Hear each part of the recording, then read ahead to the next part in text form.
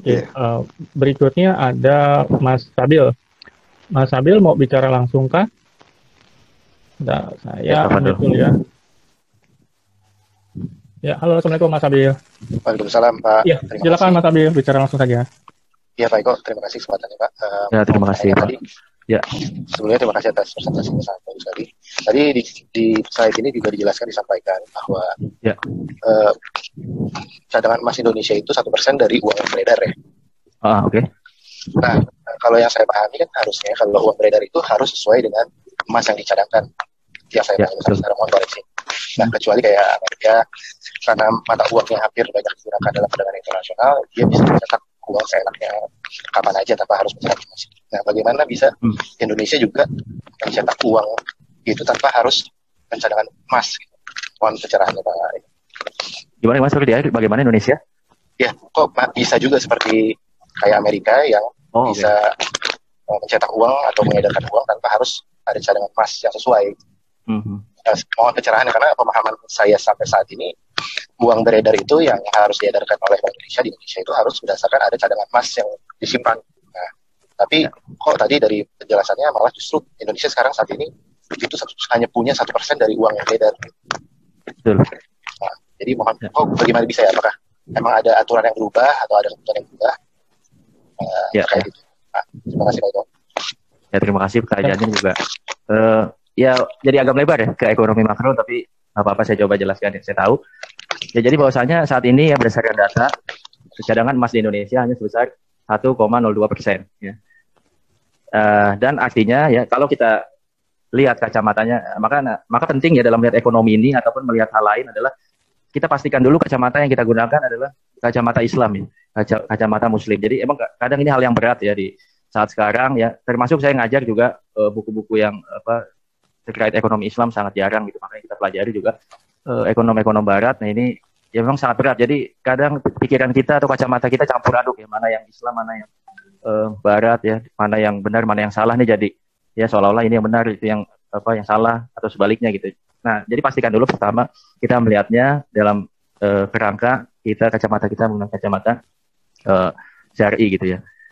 Nah, mengenai jumlah emas kenapa hanya 1% gitu ya. Nah, memang ini awalnya ya saya lupa ada undang-undang waktu itu tahun 54 kalau nggak salah ya. Intinya di era Presiden Soekarno ya khususnya di Indonesia nih bahwasanya di dalam undang-undangnya itu dicantumkan ya bahwasanya uang sekian harus setara dengan emas sekian gram ya uang sekian harus setara dengan jadi kalau apa emasnya nggak ada maka nggak bisa terbitin uang baru gitu. Nah, ini ada undang-undangnya waktu itu pada di era masa Soekarno. Nah tapi berjalannya waktu saya lihat tahun 60-annya itu ada lagi undang-undang yang merevisi ya jadi ya entah penyebabnya secara politis gimana ya cuman kalau ya dari secara tekstualnya bahwasanya karena cadangan emas yang sulit ya maka eh, dengan amat terpaksa maka aturan yang sebelumnya dihilangkan ya. Jadi uang yang beredar udah nggak setara lagi dengan emas walaupun sempat dilegalkan di undang-undang. Nah, tapi pada tahun 60-an itu bergeser dan tidak lagi wajib ada cadangan emas. Nah, kalau kita berbicara kacamata Islam ya, bahwasanya memang kalau hukum uang kertas sendiri ya saya bukan ustadz ya, ya mungkin saya lebih ke ekonominya ya. Jadi kalau secara fikih memang ada ulama yang berbeda pendapat lah mengenai hukum uang kertas ya. Ada yang membolehkan, ada juga yang mengharamkan gitu. Nah, cuman pada ilmu ekonomi, secara ilmu ekonominya buat saya memang eh, idealnya tadi uang-uang yang beredar harus dibarengi dengan cadangan emas atau real aset ya. Jadi sehingga kalau uangnya kolaps kan uang kertas itu yang ngakuin kan hanya negara gitu ya. Uang negara beda dengan emas atau logam mulia dia yang ngakuin adalah pasar ya, atau seluruh orang di berbagai negara ngakuin kalau itu memang benar-benar aset gitu. Tapi kalau uang kertas yang ngakuin hanya legitimasi negara ya. Jadi kalau kita beli nasi goreng pakai rupiah di Malaysia ya mungkin nggak semua tukang nasi goreng terima ya. Tapi kalau pakai emas ya mungkin akan lebih banyak tukang nasi goreng yang kita temukan bisa menerima pembayaran dengan uang emas karena secara fitrahnya ya uang itu adalah yang diterima oleh seluruh orang gitu kan. Uh, nah kemudian secara fikih Ar-Razzaq bahwasanya Allah Subhanahu Wa Taala adalah yang maha memberi rizki ya. Jadi kita harus memahami dulu masalah Ar-Razzaq adalah Allah yang memberikan kita rizki. Nah begitu juga dengan dalam hal uang nih. Jadi pendapat para ulama yang bahwasanya yang mutlak uang itu harus ada nilai intrinsiknya gitu ya. Kalau sekarang kan nggak ada nilai intrinsik ya. Jadi mungkin uang 100.000 aja tuh bikinnya biayanya cuma 1.000 gitu ya.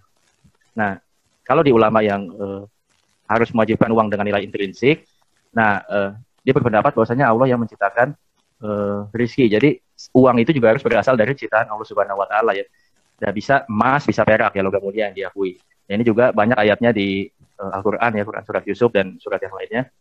Ya intinya mengenai uang adalah masalah dinar dirham gitu kan ya.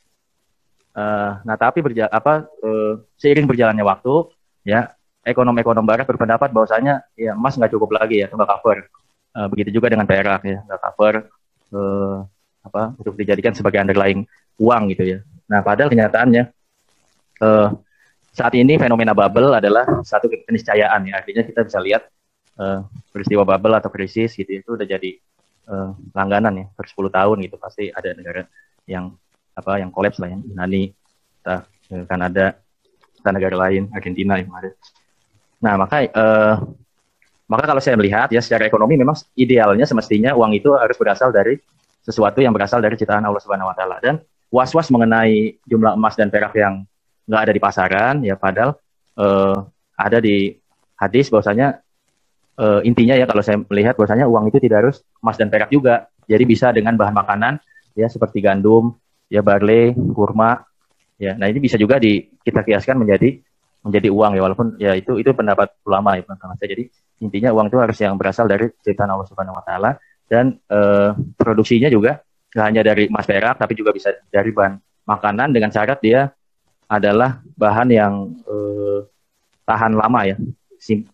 Masa simpannya panjang sehingga ini bisa dijadikan alat tukar.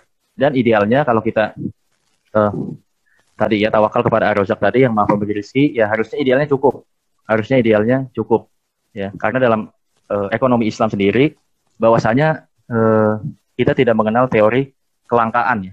Jadi kalau ekonom barat kan ekonomi itu mulainya dari kelangkaan ya, nah tapi kalau dari ekonomi Islam seharusnya ini tidak mengenal kelangkaan.